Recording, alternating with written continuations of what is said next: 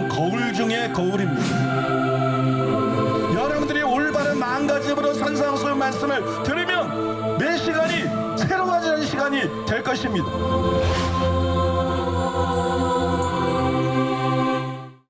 하나님의 말씀 함께 보시겠습니다. 오늘 우리에게 주시는 하나님의 말씀은 마태복음 5장 48절 말씀입니다. 마태복음 5장 48절 말씀을 함께 읽겠습니다. 그러므로 하늘에 계신 너희 아버지의 온전하심과 같이 너희도 온전하라. 아멘. 이제 담임 목사님께서 나오셔서 완전은 구체적으로 무엇인가, 이런 제목으로 하나님의 말씀 선포해 주시겠습니다. 오늘은 마태복음 5장 48절 말씀을 본문으로 해가지고 완전은 구체적으로 무엇인가, 완전은 구체적으로 무엇인가, 이런 제목으로 말씀을 전하겠습니다. 오늘은 완전히 구체적으로 어떤 것인지 여러분과 나누고자 하는데요. 예수님이 우리에게 명령한 완전은 과연 어떤 것인가? 거의 모든 학자들과 목회자들이 완전을 이 본문하고 분리해서 생각해. 그래서 하나님의 초월적이고 온전한 완전, 예수님이 그걸 뜻한다고 그냥 자기 나름대로 그냥 결론을 내려버렸어요. 그러고 나서 이 말씀을 생각하니까 어떻게 사람이 하나님처럼 완전해질 수가 있나? 그건 불가능한 일이다. 그러니까 이 땅에서 완전에 도달하는 것은 불가능하다. 이거를 거의 모든 신학자와 설교자들이 합의를 봐버렸어요. 일부가 아니라 거의 모든 신학자들, 아주 소수를 제외하고 거의 모든 설교자들이 그렇게 믿고 성도들에게 그렇게 가르치고 있어요. 그들이 생각하는 그런 완전은 당연히 이 세상에서 불가능합니다. 아니 웨슬리나 저나 견해가 다른 사람들도 그들이 생각하는 그런 완전이 이 땅에서 가능하다, 그렇게 믿고 있는 건 절대로 아니에요. 그거는 여러분 불가능한 거예요. 완전을 강력하게 주장했던 존 웨슬리도 그런 류의 완전을 주장한 것이 아닙니다. 1766년에 출판했던 그 존 웨슬리의 그리스도인의 완전, 이런 논문이 있어요. 이 그리스도인의 완전이라는 논문에 분명히 나타나 있어요. 그 책의 마지막 부분에 완전이 무엇을 의미하는지 11가지로 요약을 해놨어요.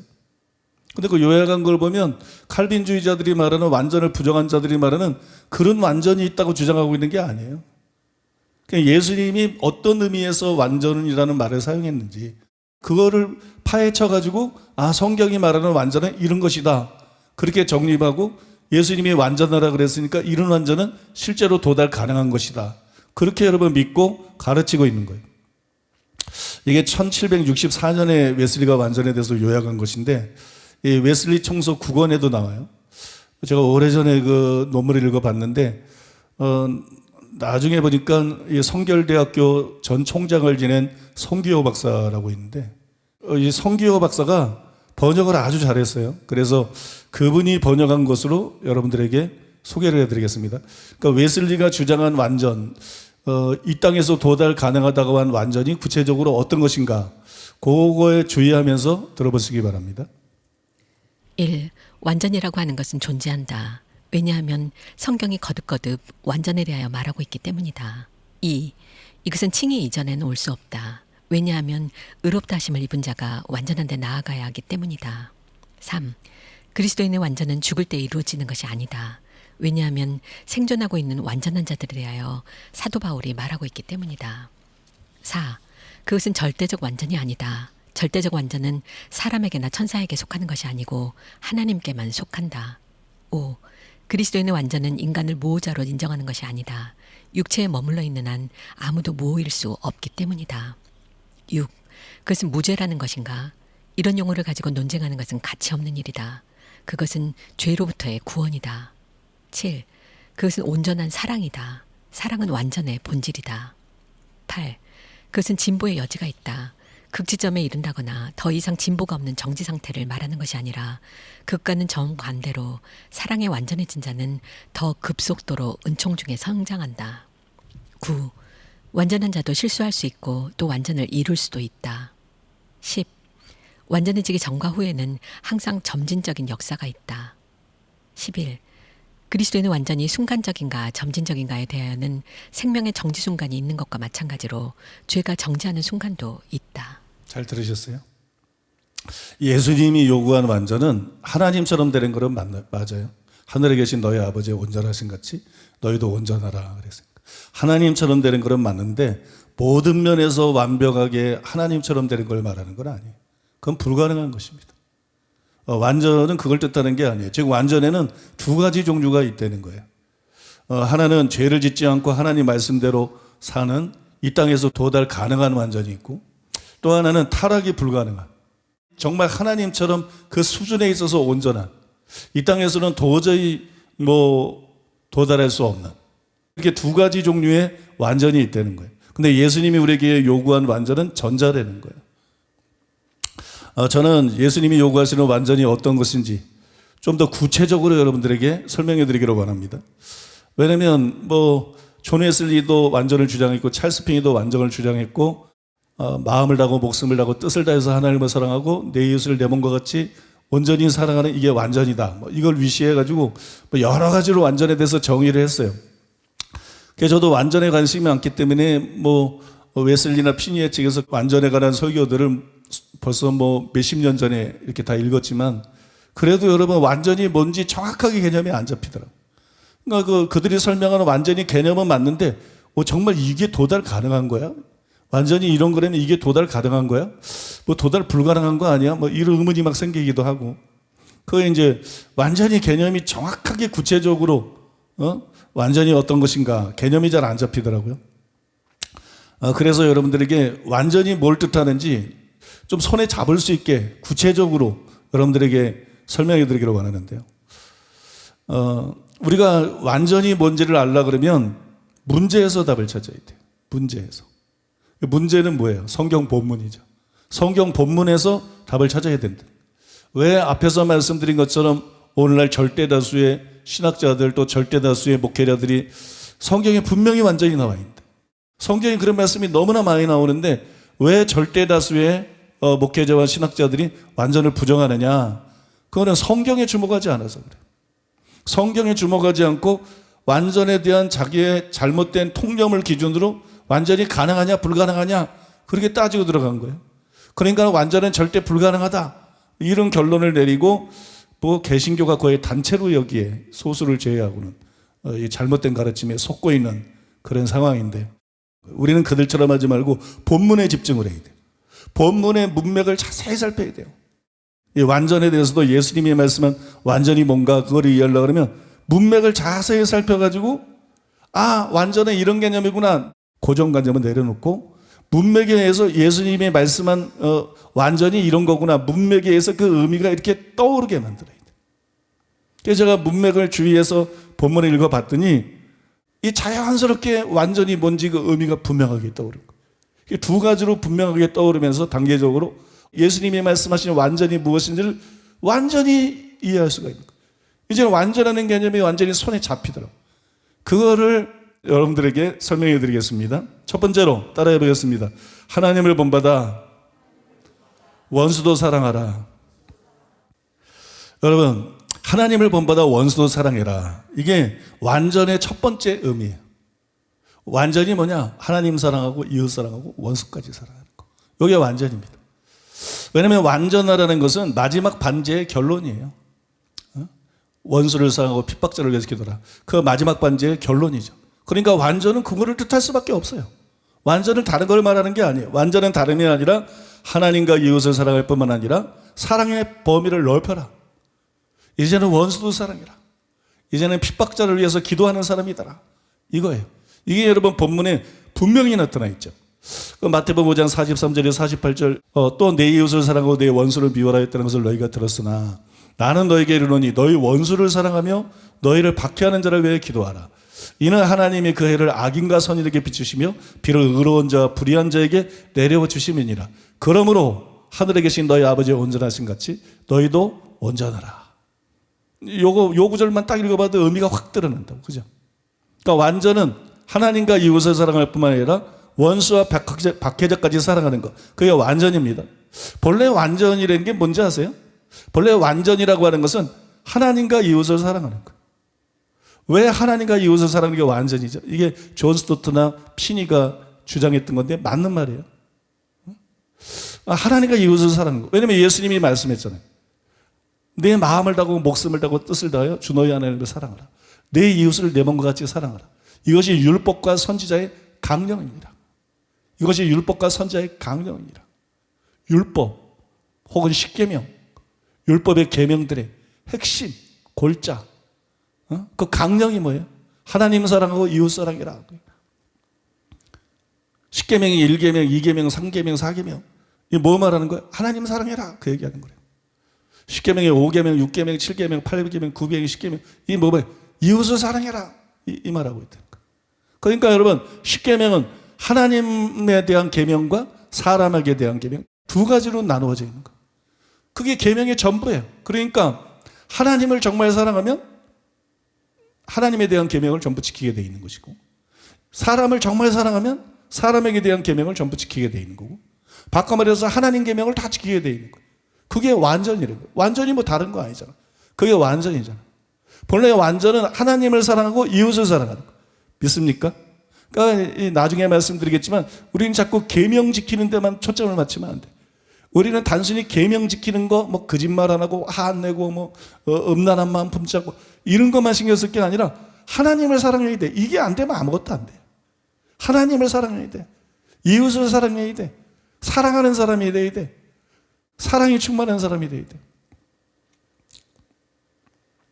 여러분, 요한이 뭐라 그랬어요? 하나님은 사랑을 쓰니 이것이니 우리가 그의 계명들을 지키는 것이라. 그의 계명은 무거운 것이 아니로다. 얼마든지 지킬 수 있다는 얘기지. 하나님 사랑하면 무거운 것이 아니고 얼마든지 지킬 수 있다. 또 바울이 뭐라 그랬어요? 남을 사랑하는 자는 율법을 다 이루었느니라. 남을 사랑하면 율법 다 이룬다. 살인하지 말라든지 간음하지 말라든지 도덕질하지 말라든지 그 외에 다른 계명이 있지만 다 이걸 지킬 수 있다. 믿습니까? 남을 사랑하는 자는 율법을 다 이룬다. 그러면 여러분, 진실로 하나님 사랑과 이웃 사랑이 완전의 비결이에요. 완전해지려고 그러면 하나님을 뜨겁게 사랑해야 돼. 완전해지려면 이웃을 뜨겁게 사랑해야 돼. 사랑이 충만한 사람이 돼야 돼. 그게 완전의 비결인 줄로 믿습니다. 근데 문제가 생겼어요. 유대교의 랍비들이 두 번째 계명을 왜곡했어요. 두 번째 계명을 왜곡했는데 어이없게도 43절에 나온 것처럼 내 이웃을 사랑하고 내 원수를 미워하라 이렇게 가르쳤어요. 내 이웃은 사랑하고 내 원수를 미워하라. 그 이웃 안에 원수도 원액 더 포함되어 있는 것 같아. 그걸 분리시켜가지고 내 이웃은 사랑하고 내 원수는 미워하라. 그러니까 이 유대교의 가르침대로 살면 완전해질 수 있어요, 없어요? 완전해질 수가 없죠. 그래서 예수님께서 이걸 바로잡으신 거예요. 나는 너에게 이르노니 너희 원수를 사랑하며 너희를 박해하는 자를 위하여 기도하라. 이렇게 바로잡으신 거예요. 그래서 우리가 예수님의 말씀을 따라서 하나님 사랑하고 이웃 사랑을 뿐만 아니라 이제 원수를 사랑하고 핍박자를 위해서 기도하게 되면 모든 계명을 다 지킬 수 있는 사람이 되겠죠. 그게 완전이라는 거예요. 완전. 믿습니까? 본래 완전한 하나님과 이웃을 사랑하는 것인데 유대교의 랍비들이 왜곡한 거예요. 계명을. 그래서 예수님이 아니야. 이웃만 사랑해야 되는 게 아니라 원수도 사랑해야 돼. 이웃만 사랑해야 되는 게 아니라 박해자를 위해서 기도해야 돼. 자식만 위해서 기도하는 거 아니야. 박해자를 위해서 기도해야 돼. 이 예수님의 말씀을 우리가 딱 따라가면 범할 수 있는 게 하나도 없어. 다 진실로 우리가 이런 사람이 되면 말씀을 자동적으로 다 지키게 되는 거야. 믿습니까? 그리고 여러분, 그것이 바로 예수님이 요구하는 완전이라는 거예요. 그러니까 이미 말씀드린 것처럼 완전은 뭐냐? 원수까지 사랑하는 게 완전이라는 거예요. 실제로. 예수님이 말씀한 거는 원수까지 사랑하라는 거예요.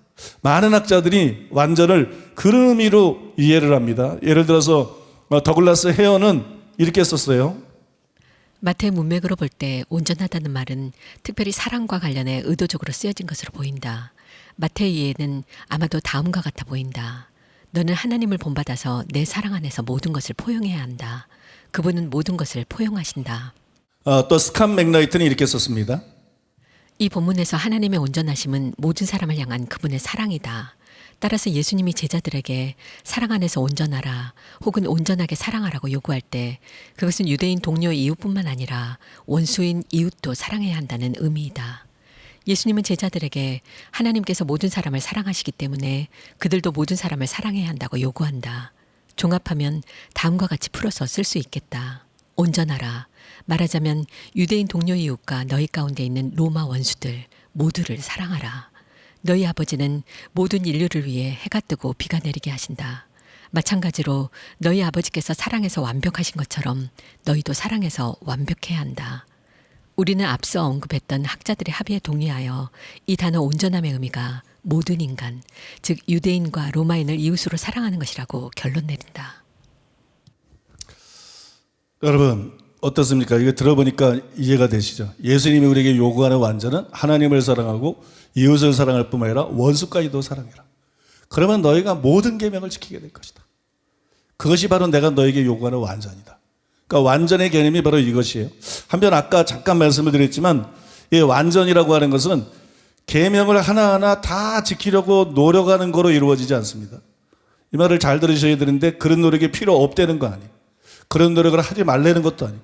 우리는 믿음으로 의롭다함 받고 믿음으로 거룩하게 됩니다. 성경에 의하면 나를 믿어 거룩해 된 무리 가운데 믿음은 세상을 이기느니라. 믿어 순종케 하나니 믿음이 없이 하나님 기쁘시게 할 수 없느니라. 여러분 우리는 믿음으로 의롭다함 받을 뿐 아니라 믿음으로 거룩해집니다. 근데 성경은 우리 보고 거룩하라고 명령하잖아. 사랑하라고 명령하잖아. 순종하라고 명령. 이 모든 게 하나가 되지. 그러니까 우리는 우리 힘으로 말씀대로 살 수가 없어. 말씀대로 살려고 한번 노력하고 죄와 싸우고 말씀대로 살려고 결단하고 몸부림쳐도 말씀대로 살 수가 없어. 그러니까 믿으라는 거야. 성령을 부어주시는 하나님을 믿으라는 거야. 도와주시는 하나님을 믿으라는 거야. 죄에서 자유케 하시는 하나님을 믿으라는 거야. 믿습니까? 그 믿기만 있고 가만히 있어? 그게 아니지. 성령을 주어 너희로 내 율례와 규례를 지켜 행하게 하리니 그 다음에 우리가 행해야 되는 것이지. 그 성령을 의지해서. 믿습니까? 그러니까 여러분 계명을 하나하나 다 지키려는 노력으로 완전히 이루어지지는 않아요. 그러나 그런 노력이 필요 없다 이렇게 말하는 거 아니에요. 그런 노력을 하지 말라 아니에요. 그런 노력은 필요합니다. 또 그런 노력도 해야 됩니다. 그런데 그런 노력으로 완전에 도달할 수는 없다 그런 얘기. 그런 노력으로 완전에 도달할 수는 없어요. 참으로 완전해지려면 어떻게 해야 되느냐? 계명 하나하나를 지키려고 단순히 노력하는 게 아니라 하나님과 이웃을 뜨겁게 사랑해야 된다. 하나님의 사랑을 깨닫고 하나님을 뜨겁게 사랑해야 완전해진다는 거. 하나님을 뜨겁게 사랑하고 이웃을 뜨겁게 사랑해야 완전해지는 거예요. 왜 그래야만 완전해지느냐? 아까 요한일서 5장 3절 얘기했잖아요. 하나님을 사랑하는 것은 이것이니 그의 계명을 지키는 것이라. 그것은 무거운 것이 아니로다. 그 전에 율법은 마태복음 23장에 나온 것처럼 우리가 감당할 수 없는 무거운 짐이어서 우리가 도저히 들 수 없는 우리가 도저히 감당할 수 없는 살아낼 수 없는 무거운 짐이었어요. 그런데 하나님을 정말 사랑하게 되면 율법이 더 이상 무거운 짐이 아니라는 거예요. 믿습니까? 그게 가벼워진다는 거예요. 하나님을 사랑하는 자에게. 하나님을 사랑하는 자는 하나님 말씀대로 사는 게 가볍다는 거예요. 하나님을 사랑하는 자는 하나님을 기쁘시게 하기를 원할 것이고 그걸 보여주는 게 하나님 말씀이기 때문에 하나님 말씀대로 사는 게 즐거움이고 그게 더 이상 무겁지 않다는 거야. 믿습니까? 하나님을 사랑해야 무거워지지 않는 거야. 하나님을 사랑하는 게 없이 살인하지 말라, 간음하지 말라, 도둑질하지 말라, 거짓말하지 말라. 이 무거워. 너무 힘들고 무거워. 정말 우리 마음속에 하나님을 사랑하게 되면 이게 가벼워져. 이게 완전히 비교해지는 거예요. 이웃사랑도 마찬가지라는 거예요. 사도 바울이 뭐랬어요? 간음하지 말라, 살인하지 말라, 도둑질하지 말라, 탐내지 말라. 그 외에 다른 모든 계명이 있을지라도 다 내 이웃을 사랑하라는 말씀 안에 다 들어있는데 내가 정말 내 이웃을 사랑하면 이건 그 안에 다 들어있는데 이 모든 계명이 다 들어있는데 네가 왜 이런 계명들을 못 지키는 건지 알아? 이웃을 사랑하지 않기 때문에 이웃을 충분히 사랑하지 않기 때문에 이런 계명들을 못 지키는 거야. 사랑한 이웃에게 악을 행치 아니하나니 그러므로 사랑은 율법의 완성이니라. 로마서 13장 10절이죠. 사랑은 이웃에게 악을 행치 않으니 왜 이 악이 뭐예요? 살인하지 말라, 간음하지 말라, 도둑질하지 말라, 탐내지 말라. 요 금지한 이게 다 악이지. 근데 사랑하면 악을 안 행해. 왜 이런 악을 행해 자꾸? 이웃을 사랑하지 않으니까. 먼저는 하나님을 사랑하지 않고 그 다음에는 이웃을 사랑하는 마음이 없으니까 자꾸 이 악에 끌리는 거야. 그리고 자꾸 악을 행하게 되는 거야. 그러나 이웃을 사랑하면 그냥 그 모든 계명이 이웃 사랑하라는 계명 안에 다 들어있는 거야. 믿습니까? 그러니까 이게 자동적으로 되는 거야. 이웃에게 악을 행하지 않게 되는 거야. 율법의 의를 다 이루게 되는 거야. 그게 사랑은 율법의 완성이니라. 그걸 말하는 거죠. 율법의 의를 다 이루게 된다는 걸 말하는 거예요. 여러분 믿습니까? 그러니까 여러분 우리가 율법적으로 신앙생활을 하면 안 돼요. 우리는 복음적으로 신앙생활을 해야 돼. 복음적으로 신앙생활 한다는 게 뭐냐? 십자가를 나타난 하나님의 사랑을 깊이 깨닫는 거예요. 복음에서 시작되는 거예요. 이 복음을 믿어 순종하게 되는 것이지 율법을 알고 순종하게 되는 게 아니야. 복음은 뭐냐? 하나님의 사랑이야. 복음을 통해 나타난 하나님의 사랑을 깊이 묵상하고 집중하고 하나님의 사랑을 깨달아야 돼. 여러분 믿습니까? 하나님의 사랑을 깊이 깨달아야 돼. 그리스도의 사랑의 넓이와 높이와 깊이와 길이를 깨달아 하나님의 모든 충만한 것으로 너희가 충만하게 되기를 원하노라. 하나님의 사랑을 깨달아야 모든 것이 충만해지는 거야. 하나님의 사랑에서 모든 것이 오는 거야. 하나님의 사랑에서 모든 것이 시작되는 거야. 하나님의 사랑이 열쇠야. 믿습니까? 사랑으로서 역사하는 믿음뿐이 아니라 하나님의 사랑이 열쇠야. 하나님의 사랑을 깊이 깨달아야 돼. 독생자를 보내주시는 하나님의 사랑이 얼마나 깊은 사랑인지 깨달아야 돼. 독생자는 원수를 위해서 십자가의 그 참혹한 형을 통해서 희생제물이 되도록 내어주신 그 사랑이 얼마나 큰 사랑이냐 이거예요. 그 사랑이 얼마나 큰 사랑이냐. 그러니까 그 십자가의 사랑을 독생자를 보내서 십자가의 사랑을 우리가 깊이 묵상하고 깨달아야 돼. 자꾸 어떤 신비한 체험을 통해서 오는 게 아니라 이 사랑이 얼마나 위대하고 큰 사랑인지를 자꾸 묵상하고 깨닫고 되새겨야 돼. 그 다음에 하나님이 사람이 되셔가지고 인간의 모든 죄를 짊어지시고 하나님이 벌거벗기고 하나님이 채찍에 맞고 하나님이 침뱉음을 당하고 하나님이 주먹으로 맞고 하나님이 양손과 양발에 대못이 맡기는 걸 한번 생각해 보세요. 하나님의 독생자를 보내주신 거. 이게 얼마나 큰 사랑. 한번 입장을 바꾸는 거 생각해 본 거야. 대못이 박히는 거. 이게 얼마나 큰 사랑인가. 그 사랑을 통해서 여러분 우리 속에 있는 이기심을 날려보내야 돼. 믿습니까? 우리가 하나님을 사랑한 게 아니다. 하나님이 우리를 사랑했다. 그러니까 우리가 서로 사랑할 수 있는 마땅하다. 사랑은 거기서 나오는 거야. 그러니까 여러분 그래서 진짜 하나님을 사랑하고 이웃을 사랑하는 사람이 돼야 돼. 사랑하는 여러분, 우리는 그냥 체험으로 뭐가 해결될 거라는 이런 생각을 버려야 돼. 말씀에 창념해야 돼. 십자가에 초점을 맞추고 하나님의 사랑, 예수님의 사랑에 초점을 맞출 때 진리의 영이신 성령께서 그거를 지혜와 계시를 통해서 깊이 이해하게 하심으로써 그래서 하나님의 사랑에 감격하고 감사하고 그래서 하나님을 사랑하게 되고 그래서 이웃을 사랑하게 돼요. 이것이 신앙생활의 정로라는 걸 알았어요. 이것이 신앙생활의 정로라. 너무나 많은 사람들이 자꾸 어떤 극적인 체험을 원한다. 근데 하나님은 그런 체험으로 우리를 바꾸는 분이 아니다. 하나님이 우리에게 주시고자 하는 체험은 그런 어떤 신적인 방문이나 신적인 계시나 이런 체험이 아니라 하나님이 우리에게 주시기 원하는 체험은 말씀을 경험하는 체험이다.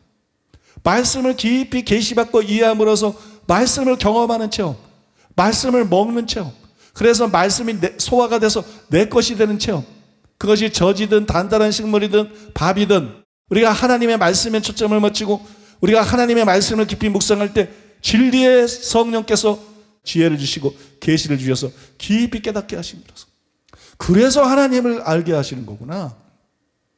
그래서 하나님을 알게 해주는 것이지 그냥 성령을 주셔서 그냥 막 하나님에 대해서 막 계시해 주셔가지고 그래서 하나님을 알게 되는 게 아니구나.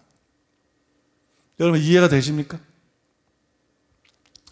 그래서 여러분 이것도 우리가 알아야 되고 그 다음에 정말 중요한 거는 우리가 말씀대로 살려고 애쓰는 거는 필요한 거고 해야 될 일이지만 그거를 가지고는 역부족이다. 하나님을 사랑하는 마음이 우리 속에 있어야 그게 유효한 거지. 이웃을 사랑하는 마음이 있어야 우리 속에 유효한 거지. 그래서 말씀대로 살려는 결단이나 노력보다 훨씬 중요한 게 뭐라는 거예요? 하나님을 뜨겁게 사랑하는 것이다. 하나님을 뜨겁게 사랑하는 것. 그리고 이웃을 뜨겁게 사랑하는 것이다. 믿습니까? 이게 우리의 성화를 위해서 또 완전을 위해서 가장 결정적으로 필요한 거예요. 그게 우리가 거기에 초점 맞춰야 된다는 거예요. 그래서 여러분 신앙생활 할 때 복음에 초점을 맞춰라. 체험이 아니라 복음, 체험이 아니라 말씀, 체험이 아니라 진리에 초점을 맞춰라. 신령한 체험보다 말씀을 경험하기를 원하라. 믿습니까?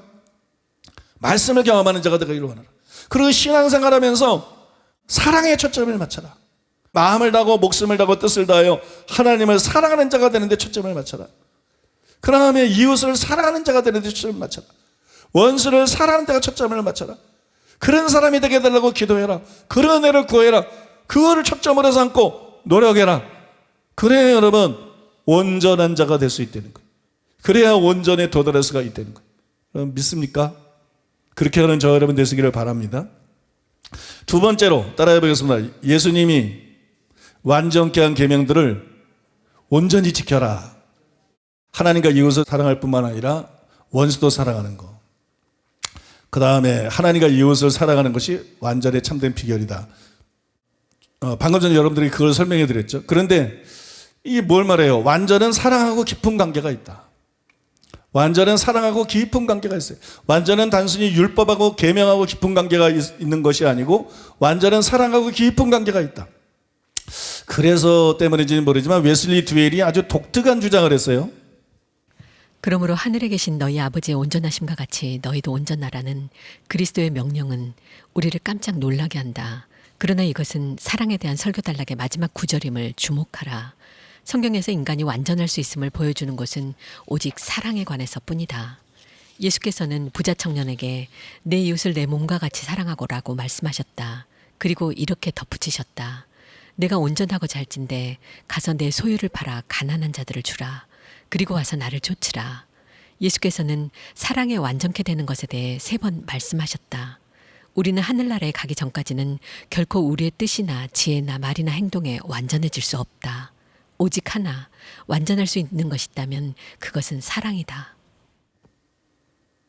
그러니까 하늘에 계신 너희 아버지가 지금 온전하라. 그러니까 이 명령 때문에 깜짝 놀랐다. 어떻게 그렇게 될 수 있나. 그 성경을 자세히 살펴보니까 이게 결국 원수도 사랑하라는 말 아니냐. 부자 청년한테도 내가 온전하고자 할진데 내게 있는 소유를 다 팔아 가라. 이것도 사랑 아니냐. 또 요한일서에 나오는 구절도 보니까 4장 12절이나 17절 18절에 보니까 사랑이 온전하게 한다 그러지 않았냐. 뭐 이런 말씀들을 가지고 우리는 말이나 행동에 있어서 완전해질 수 없다. 우리는 사랑에 있어서만 완전해질 수 있다. 이건 잘못된 해석입니다. 이건 바른 교회가 아닌데요. 여러분 성경이 뭐라고 말하나요? 사랑 따로 행실 따로 이게 이렇게 말하나요? 그렇게 말하지 않습니다. 여러분 너무 많은 말씀이 있어서 다 소개할 수는 없고 예수님이 요한복음 14장 내에서 말한 것만 좀 소개해드리면서 14장 15절에서 너희가 나를 사랑하면 나의 계명을 지키리라. 불가문이에요. 사랑하면 지키는 거예요. 21절에서는 나의 계명을 가지고 지키는 자라야 나를 사랑하는 자예요. 사랑 따로? 그럴 수 없어요. 행동 따로? 계명을 안 지킨다? 그럼 넌 사랑도 안 하는 사람이야. 나의 계명을 가지고 지키는 자라야 나를 사랑하는 자니. 23절 24절 사람이 나를 사랑하면 내 말을 지키리니 나를 사랑하지 않는 자는 내 말을 지키지 아니하나니. 여러분 보세요. 사랑하면 계명을 지키게 돼 있고 계명을 지키는 자라야 사랑하는 자예요. 이 둘은 서로 불가분리해요. 절대로 분리되지 않아요. 그러니까 아까 해석이 얼마나 엉터리 해석인지를 알 수가 있어요. 그죠? 다 완전히 불가능한 그런 편견에서 성경을 그렇게 왜곡하고 있는 거예요. 여러분 그러므로 완전은 단지 사랑이 아닙니다. 완전은 단순히 사랑이 아니라 행동입니다. 즉 하나님과 이웃과 원수를 사랑하고 그 사랑으로 모든 계명을 지키는 것입니다. 모든 계명을 지키는 것. 그게 여러분 예수님이 요구하신 완전이에요. 이런 완전의 특성은 본문의 문맥에 분명하게 나타나 있어요. 여러분 완전하라는 명령은 마지막 반제의 결론일 뿐만이 아니라 21절이야 48절 전체의 결론이에요. 그 증거가 뭐냐? 여러분 계명이 뭐예요? 계명. 우리는 계명을 지켜야 되는데 계명이 뭡니까? 계명은 하나님의 성품을 명령화한 것이에요. 하나님의 성품을 명령화한 것. 계명은 하늘에서 떨어지는 게 아니에요. 계명은 하나님의 성품의 반영이에요. 믿습니까? 계명이 말하는 것은 간단합니다. 하나님을 닮으려는 거예요. 하나님을 본받으려는 거예요. 하나님처럼 되려는 거예요. 믿습니까? 이게 계명이란 말이에요. 이게 계명인데 48절에서 예수님이 뭐라 했어요? 하늘에 계신 너희 아버지의 온전하신 같이 너희도 온전하라. 하나님 닮으려는 거예요. 원수 사랑만 하나님 닮는 게 아니라는 거예요. 살인하지 말라는 계명도 하나님 닮으려는 거고 간하지 말라는 것도 하나님 닮은 거고 맹세도 이혼도 그죠? 동해복수법도 다 하나님 닮으려는 거예요. 그러니까 여러분 48절은 단순히 마지막 반제의 결론이 아니라는 거예요. 마지막 반제의 결론이 아니라 21절에 48절에 나오는 6가지 반제 전체의 결론이라는 것이 믿습니까? 이거는 수많은 학자들이 동의하고 있는 자명한 사실입니다. 뭐 그랜트 오스본, 데이비드 터너, 마이클 윌킨스, 도널드 해그너 뭐 그런 책에도 이와 동일한 해석들이 나옵니다. 그러면 여러분, 완전이라고 하는 것은 단순히 원수를 사랑하는 게 아니에요. 예수님이 6가지 계명을 통해서 설명해 주신 그 말씀대로 사는 거예요. 그 말씀대로 사는 거. 그게 여러분 완전입니다. 또 완전히 그런 것이라는 것은 뭐가 보여주냐면은 예수님이 율법을 지키는 것에 대해서 이렇게 말씀하세요. 내가 율법이나 선지자나 폐하러 온 줄로 생각지 말라. 폐하러 온 것이 아니요 완전하게 하려 함이로다. 17절에서 말씀했죠. 근데 6가지 반제는 율법의 계명들의 의미를 온전히 드러내시고 완전케 하신 것들이에요. 그리고 그 결론이 완전하라요. 그러니까 예수님이 지금 말씀하고 있는 완전은 뭐냐? 여러분, 예수님이 완전케 한 계명들을 완전히 지키는 걸 말하는 거예요. 예수님이 완전케 한 계명들을 완전히 지키는 거. 그게 여러분 완전입니다. 근데 여러분들이 여기서 오해하시면 안 되는 게요, 이 완전이라고 하는 것은 21절에서 48절에서 설명한 6가지 계명들만 지키는 걸 말하는 게 아니에요. 문맥에 의하면 이 6가지 계명들에 대한 게 맞죠. 이 6가지 계명들은 게 맞지만 완전이라는 것은 6가지 계명만 지키는 것이 아니에요. 예수님은 율법을 폐하러 오지 않고 완전케 하러 오셨다고 했어요. 근데 왜 21절이나 48절에서 율법을 완전케 했으면 적어도 뭐 율법의 계명이 많으니까 다 다루기는 힘들어도 적어도 10계명을 1계명, 2계명, 3계명, 4계명, 10계명까지 이건 요런 뜻이야. 이게 이 말씀의 완전한 뜻이야. 그렇게 써야 되지 않나요? 근데 예수님께서는 어떻게 보면 무작위로 6가지를 많은 계명 중에서 고른 것 같아요. 그 다음에 그 온전한 의미가 뭔지를 드러내셨어요. 이게 왜 그런가?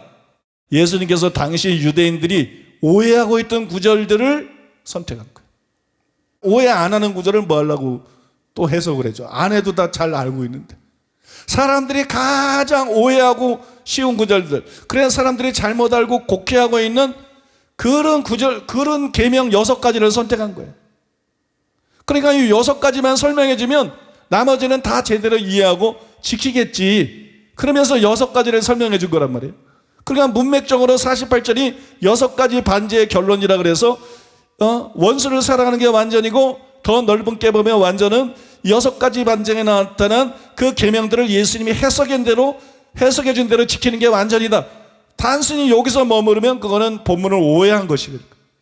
여러분, 예수님이 설명해 준 계명뿐만 아니라 예수님이 설명 안 해준 계명들도, 물론 음식에 대한 규례나 제사법이나 절기나 이거는 다 모형이고 그림자고 예수님을 통해서 완성됐으니까 지킬 필요가 없지만 10계명 같은 그런 계명들은 우리가 전부 지켜야 되는 거예요. 그게 완전입니다. 믿습니까? 그게 예수님이 우리들에게 명령하고 있는 완전이에요.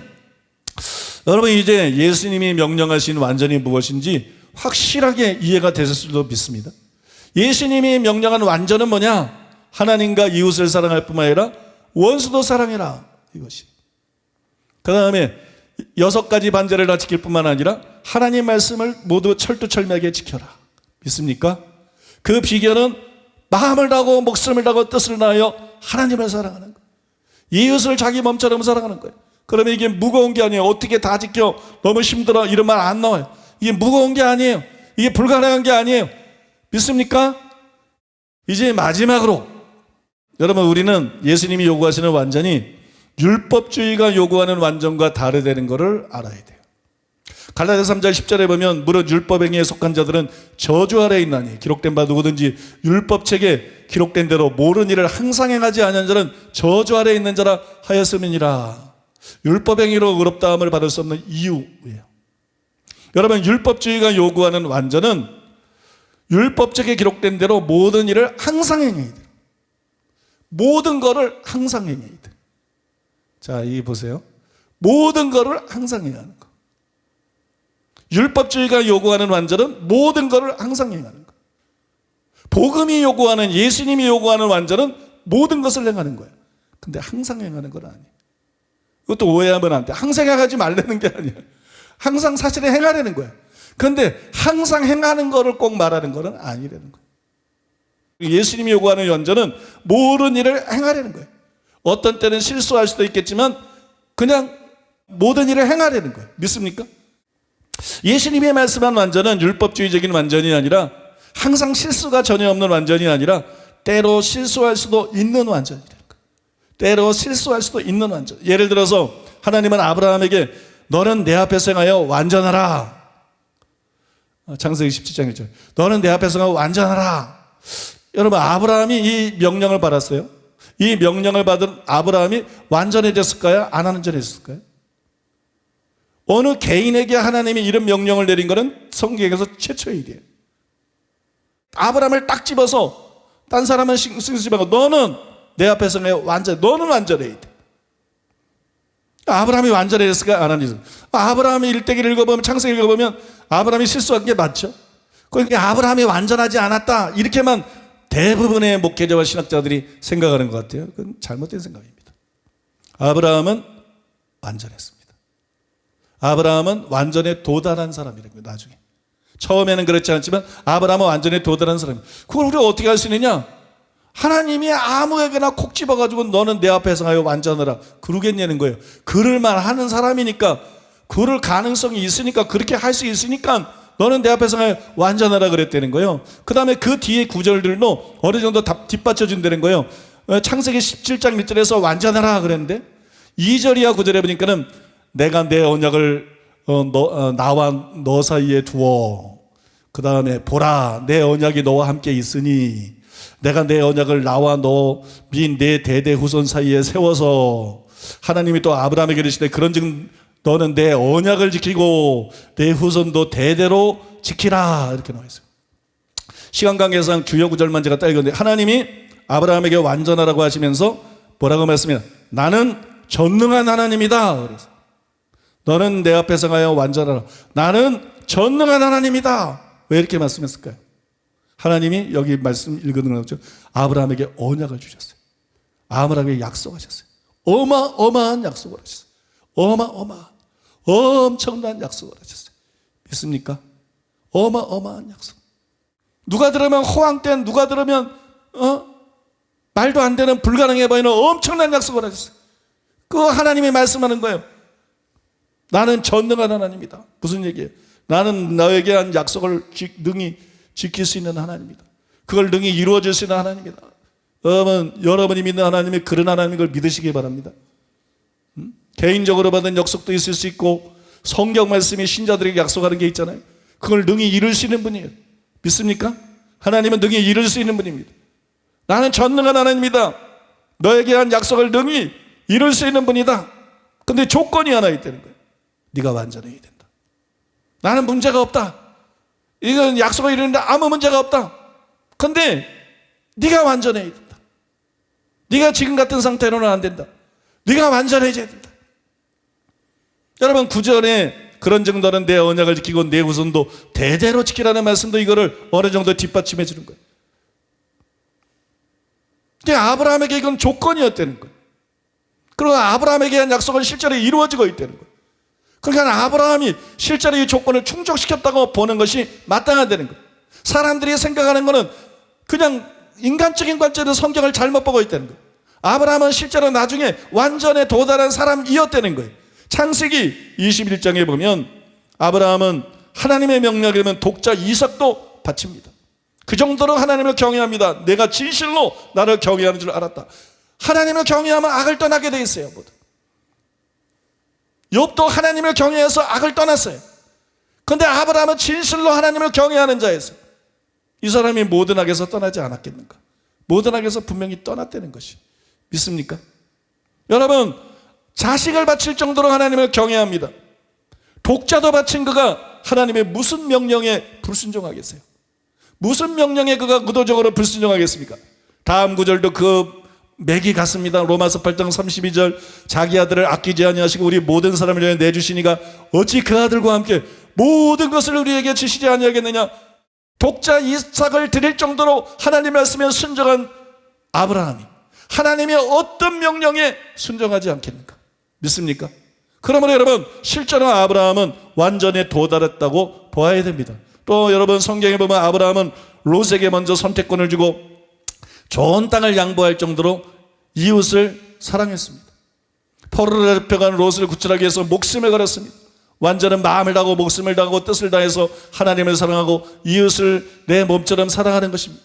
그러면 여러분, 아브라함은 실제로 완전에 도달했다고 보아야 됩니다. 물론 해결해야 될 문제가 있어요. 창세기 17장 17절에 보면 아브라함이 하나님의 약속을 의심했어요. 근데 17장 1절에서 완전하라 그랬으니까 거리가 가까우니까 이때는 아직 완전히 도달하기 전일 수도 있겠죠. 아니면 그런 것은 완전과 무관한 걸 수도 있습니다. 완전히 요구하는 게 아닐 수도 있습니다. 완전히 요구하는 것은 하나님을 사랑하고 이웃을 사랑하라는 것인데, 이런 믿음은 별개의 것일 수도 있습니다. 예를 들어서 세례 요한의 아버지 사가랴는 완전했어요. 누가복음 1장 6절에 보니까 사가랴에 대해서 하나님 앞에 의인이니 주의 모든 계명과 규례대로 흠이 없이 행하더라. 사가랴는 완전한 사람이었어요. 근데 세례 요한의 탄생을 가브리엘이 알릴 때 그거를 믿지 못해서 벙어리가 되었습니다. 이거는 이의 완전한 삶과 다른 것이었어요. 마찬가지로 아브라함이 그 약속을 온전히 믿지 못하고 의심한 것은, 여러분, 그가 하나님 말씀대로 완전하게 사는 거라고는 다른 영역의 문제일 수도 있다는 것이, 그것이 꼭 아브라함이 완전하지 않았다는 결정적인 증거가 아닐 수도 있다는 얘기를 드리고 있는 거예요. 뿐만 아니라 창세기 20장 9절에서 아브라함은 안전을 위해서 사라를 여동생으로 속입니다. 사라를 여동생으로 속였어요. 하나님이 완전하라고 하신 뒤에 이번에는 상당한 세월이 흘렀어요. 20장이니까 상당한 세월이 흘렀는데 이런 잘못을 저질렀어요. 그러나 그렇더라도 아브라함이 완전하지 않았다고만 볼 수가 없어요. 왜냐하면 그의 거짓말은 남을 속이거나 남을 해하기 위해서 한 거짓말이 아니라 자기의 생명을 보존하기 위해서 한 것입니다. 어떤 의미에서 십보라하고 부하인가요? 애굽의 산파들이 아이들의 생명을 구하기 위해서 거짓말한 거하고 어느 정도 이렇게 통하는 그런 내용이라는 거예요. 그러니까 이게 무슨 굉장히 질이 나쁘고 막 굉장히 하나님의 계명을 어기는 그런 악과하고는 좀 차이가 있다는 얘기를 드리는 거예요. 또 여러분, 이것을 죄라고 보더라도 논란의 여전히 있지만 저는 개인적으로 이때 아브라함이 완전하지 않았던 것이 아니라고 생각합니다. 완전했으나 예외적으로 실수한 거라고 생각합니다. 완전한 삶을 살다가 예외적으로 실수한 것이다. 아니면 그때 실수해서 완전한 상태를 지키지 못했으나 다시 완전으로 돌아간 것일 수도 있습니다. 아무튼 중요한 것은 이 두 가지 외에 그 아브라함이 죽을 때까지 잘못을 기록한 것이 전혀 나오지 않아요. 그러면 여러분, 아브라함은 적어도 후에는 실제로 완전에 도달했다고 보아야 됩니다. 저는 여러분, 예수님이 명령한 완전이 이 율법주의가 요구하는 완전처럼 항상 모든 계명을 다 지켜야만 되는 것은 아니라고 생각합니다. 하나님이 중심 보는 분 아닙니까? 그가 정말로 마음을 다하고 목숨을 다하고 뜻을 다해서 하나님을 사랑합니다. 정말로 이웃을 내 몸처럼 사랑합니다. 정말로 원수와 핍박자에도 사랑합니다. 그런 마음으로 사랑합니다. 그 마음에 전혀 변동이 없어요. 실제로 그 마음에 변함이 없습니다. 그런 마음을 가지고 살아가는 한 때로는 아주 예외적으로 실수를 하더라도 하나님 볼 때에는 그 사람이 완전하게 보인다고 믿습니다. 믿습니까? 하나님은 그 사람을 완전하게 보신다고 믿습니다. 어떤 사람들은 에이, 그런 게 어디 있습니까? 그럴지도 몰라요. 그런 게 성경에 있습니다. 그런 게 어디 있냐면 그런 게 성경에 있는데, 노아는 의인이요 당대 완전한 자라. 여러분, 이 경우에는 완전하다는 명령을 받은 게 아니라 완전한 자라고 인정을 했어요. 그런데 훗날 벌거벗고 술에 취해서 잠이 들었습니다. 그러면 술에 취했으니까 그 어른은 더 이상 완전한 자가 아니냐? 성경에 의하면 그렇지 않은 것 같아요. 노아가 완전한 자라는 평가는 여전히 유효합니다. 왜냐하면 노아의 일대기는 단지 시간순으로 쓴 게 아니에요. 만약에 노아가 정기연구적으로 썼다 그러면 이때는 완전했는데, 이때까지는 완전했는데 그 후는 잘못한 게 돼버리죠. 그런데 그런 것이 아니고, 여러분, 그가 죽고 난 다음에 모세가 계시를 받아서 쓴 거예요. 요한은 의인이요 당대의 완전한 자다. 이거는 그 사람 전체에 대한 그냥 평가할 수 있다는, 종합적인 평가할 수 있다는 것이. 믿습니까? 그러니까 노아가 술 취했으니까 완전한 자가 아니다, 그렇게 봐서는 안 되는 것이. 다음 성경 구절도 이것을 뒷받침해 줍니다. 에스겔 14장 14절. 비록 노아, 다니엘, 욥 이 세 사람이 거기에 있을지라도 그들은 자기의 공의로 자기의 생명만 건지리라. 나 주 여호와의 말이니라. 에스겔 14장 20절. 비록 노아, 다니엘, 욥이 거기에 있을지라도 나의 삶을 두고 맹세하노니 그들도 자녀는 건지지 못하고 자기의 공의로 자기의 생명만 건지리라. 주 여호와의 말씀이니라. 여러분, 이거는 노아가 죽은 지 더 오랜 후에 그에 대해서 쓴 거예요. 그죠? 모세가 쓴 것도 아니고 에스겔이 쓴 거니까 더 오랜 후에 쓴 것인데, 그런데 가장 흠이 없고 완전했던 다니엘, 욥과 함께 구약의 3대 의인으로 노아를 꼽았어요. 여러분, 이것은 완전한 중에서도 완전한 자를 꼽은 거예요. 근데 노아가 첫 번째 들어가 있어요. 그러면 다니엘이 욥 앞에 들어가 있는 걸 볼 때 이게 시간 순으로 기록한 게 아니야. 왜냐면 욥이 앞세대 인물이고 다니엘이 후세대 인물이니까, 욥은 아브라함과 같은 세대 인물로 보통 보고 있으니까. 그러니까 여러분, 이게 시간 순으로 기록된 게 아니에요. 근데 최고의 의인들을 얘기하면서 노아를 제일 앞에 놓았어요. 노아를 제일 앞에 놓았어요. 노아가 여러분 술에 취했기 때문에 완전하지 않은 것이라 그러면 이럴 리가 없죠. 그러니까 그가 술에 취해서 실수를 했다고 하지만 하나님은 그를 여전히 완전한 자로 평가하셨다는 것을 알 수가 있어요. 그가 하나님을 사랑하는 데서 마음이 떠난 것도 아니고, 이웃을 사랑하는 데서 마음이 떠난 것도 아니고, 원수까지 사랑하는 마음이 떠난 것도 아니고, 이거는 그냥 해프닝이고 이거는 그냥 작은 실수들입니다. 그래서 하나님은 여전히 그를 완전한 자로 평가하셨음을 알 수가 있다는 거예요. 여러분, 이것을 통해서 알 수 있는 것처럼 예수님의 말씀한 완전은 율법주의가 요구하는 완전과는 다르다는 거예요. 저는 이런 완전을 복음적인 완전이라고 부르고 싶어요. 복음적인 완전. 그 특성을 여러분들에게 좀 더 설명해 드리면요, 요한일서 3장 9절에 보니까 하나님께서 난 자마다 죄를 짓지 아니하나니 이는 하나님의 씨가 그의 속에 거하며 그도 범죄하지 못하는 것은 하나님께로서 났습니다. 5장 18절에 보니까 하나님께로서 난 자는 다 범죄하지 아니하는 줄을 우리가 아노라. 이 말씀에 보니까 거듭난 자는 도무지 죄를 짓지 않는다, 그런 뜻이 아니죠. 죄를 회개하고 버려서 습관적인 죄가 없는 상태를 이렇게 표현을 했어요. 근데 죄를 짓지 않는다 이렇게 표현했어요. 저는 완전히 바로 이와 유사한 표현이라고 생각합니다. 이와 유사한 표현.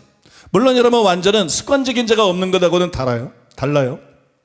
구원받은 신자들은 일반적으로 죄와 싸우는 삶을 살아갑니다. 죄와 치열하게 싸우고 하나님 말씀대로 살다가 주기적으로 혹은 때로 넘어지기도 합니다. 그러나 완전에 도달한 자들은 죄와 치열하게 싸우는 수준을 넘어서서 죄에서 완전한 자유를 경험합니다. 그러나 하나님의 말씀대로만 살아갑니다. 그런 시간들이 계속이 되고, 그래서 그에게 일상적인 것이 돼버려요. 그에게 일상이 돼버려요.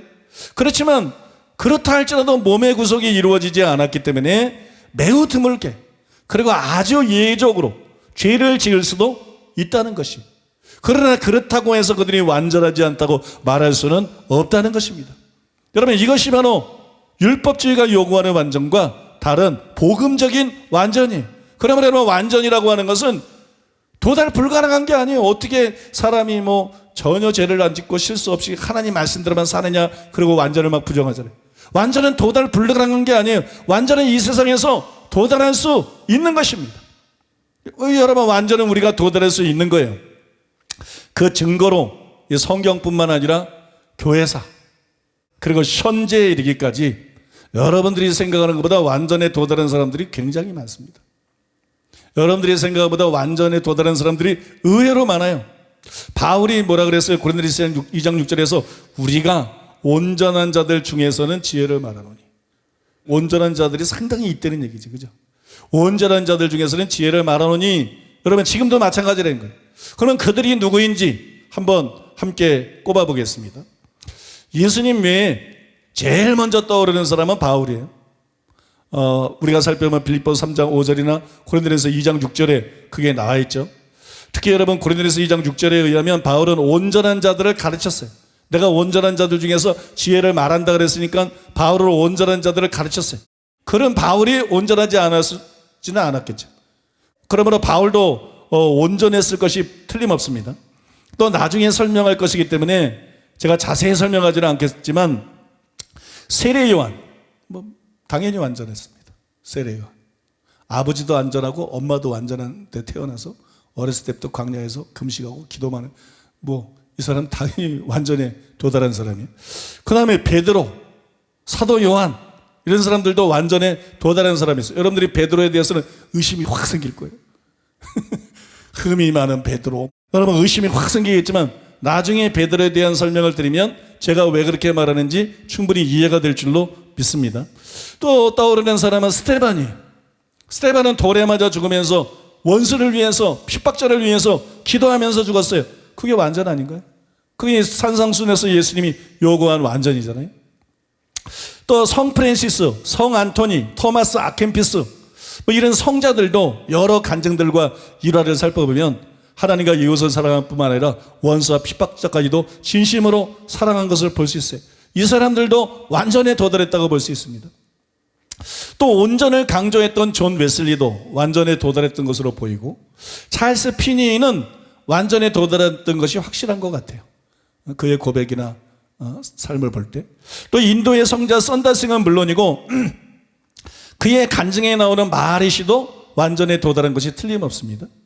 또한 아들을 죽인 원수를 양자로 삼은 사랑의 원자탄 손양원 목사님, 하나님이 특별히 세례 요한처럼 다루신 중보기도자 리즈 하월즈, 기도의 사도 존 하이드, 또 사랑 승리하는 길에 나타나 있는 놀라운 원수 사랑에 대한 간증들을 볼 때 우리가 존경하는 케네스 핵인 목사님, 또 온갖 잔인한 박해를 숱하게 받았으면서도 한 번도 그를 미워한 적이 없다고 대담하게 고백해서 스트레스 받게 만드는 하늘에 속한 사람 윈영재, 이 하늘에 속한 윈영재 역시도 완전에 도달한 사람으로 보입니다. 그렇게 볼 수가 있어요.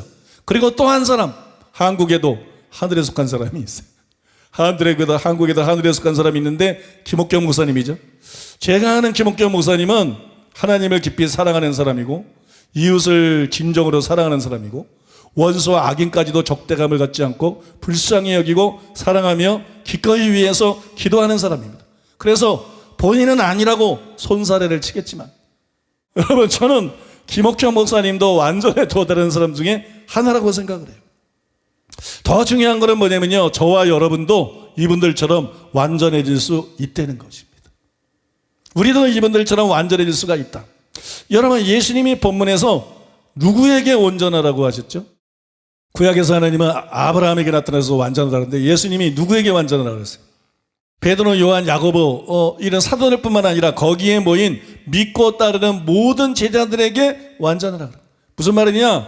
예수님은 사도들이 아니라 일반 제자들, 바꿔 말해서 오늘날 평신도라고 부르는 그런 분들이 완전할 수 있다고 믿었다는 거예요. 그것이 그들에게 가능하다고 믿었다는 것이. 그리고 실제로 그들에게 완전하고 명령하셨다는 거예요.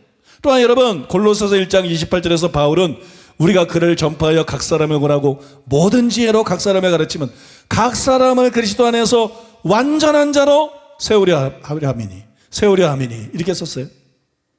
그런데 완전한 자로 세우려고 한 대상이 누굽니까? 평범한 성도들이었어요. 평범한 신자들이었어요. 예수님처럼 바울도 평범한 성도들이 온전한 자가 될 수 있다고 믿었습니다. 오늘날 신학자하고 달라요. 오늘날 설교자들하고 달라요. 예수님은 누가 완전할 수 있을까 아니고 여러분, 일반 성도들이 완전할 수 있다고 믿었어요. 그걸 기대하셨어요. 사도 바울도 일반 성도들이 완전할 수 있다고 믿었어요. 그래서 그걸 사역의 목표로 삼았어요. 설교하고 권면할 때 그걸 목표로 삼았어요. 그걸 목표로 삼고 사역했어요. 그러므로 여러분, 누가 뭐래도 저와 여러분도 완전해질 수 있는 줄로 믿습니다. 여러분도 완전해질 수 있다는 것을 믿으시기 바랍니다. 믿습니까? 완전해질 수 있다는 것을 믿으십시오. 그리고 완전을 실제적인 삶의 목표로 삼으십시오. 그리고 그 목표를 향해서 부단히 달려가십시오. 하나님은 아브라함뿐만이 아니라, 하나님은 저뿐만이 아니라, 하나님은 여러분 개개인들에 대해서 놀라운 계획들을 갖고 있어요. 아름다운, 개인마다 독특한, 여러분을 위한 완벽한 하나님이 계획들을 갖고 있어요. 하나님은 믿음으로 사는 사람 각 사람에게 많은 것들을 약속하고 있습니다. 하나님은 그걸 능히 이룰 수 있습니다. 하나님은 여러분의 운명을 바꿀 수 있습니다. 여러분의 환경을 바꿀 수 있습니다. 하나님은 여러분의 미래를 바꿀 수 있습니다. 하나님은 이 땅에서 여러분들을 놀랍고 위대하게 쓸 수 있습니다. 조건이 있어요. 너는 내 앞에 서가요 완전하라. 믿습니까? 너는 내 앞에 성하여 완전하라. 나는 다 할 수 있다. 나는 준비됐다. 근데 너는 준비가 됐느냐? 나는 준비됐다. 너는 준비가 됐느냐? 너는 내 앞에 성하여 완전하라. 그러면 너를 향해서 갖고 있는 나의 놀랍고 아름다운 계획들을 내가 완전히 성취시켜 줄 것이다. 나는 너에게 복을 주고 나는 너를 창대케 하고 나는 너를 부여하게 할 뿐만 아니라 나는 너를 통해서 수많은 사람들이 복을 받게 할 것이다. 나는 아브라함을 복의 근원으로 삼았던 것을 나는 너를 이 시대를 위한 복의 근원으로 삼을 것이다. 나는 너를 이 시대를 위한 열국을 위한 복의 근원으로 삼을 것이다. 저는 사랑하는 교회의 부르심이 그거라고 믿습니다. 제가 헌금 축복 기도를 할 때마다 그 기도를 하는 이유가 그것입니다. 하나님은 저와 우리 교회를 단순히 여러분 우리 교회에 다니는 성도들을 위해서 부르지 않았습니다. 하나님은 단순히 이 도시나 이 나라의 사람들을 위해서 부르지 않았습니다. 하나님께서는 저와 여러분 우리 사랑하는 교회를 열방을 위해서 부르셨습니다. 열방을 위한 복의 근원으로 부르셨습니다. 아브라함을 부른 것처럼 우리를 부르셨습니다. 아브라함처럼 쓰기 위해서 우리를 부르셨습니다. 그리고 하나님은 아브라함에게 요구하신 것처럼 우리에게 요구하고 계시다고 믿습니다. 너는 내 앞에 성하여 완전하라. 그러면 내가 너에게 언약한 모든 것을 내가 능히 다 이루시는 전능한 하나님이다. 나는 너에게 약속한 모든 것을 반드시 이루어 줄 것이다. 반드시 성취해 줄 것이다. 여러분 이 말씀 기억하시고 이 시간에 하나님 앞에 기도하시기 바랍니다.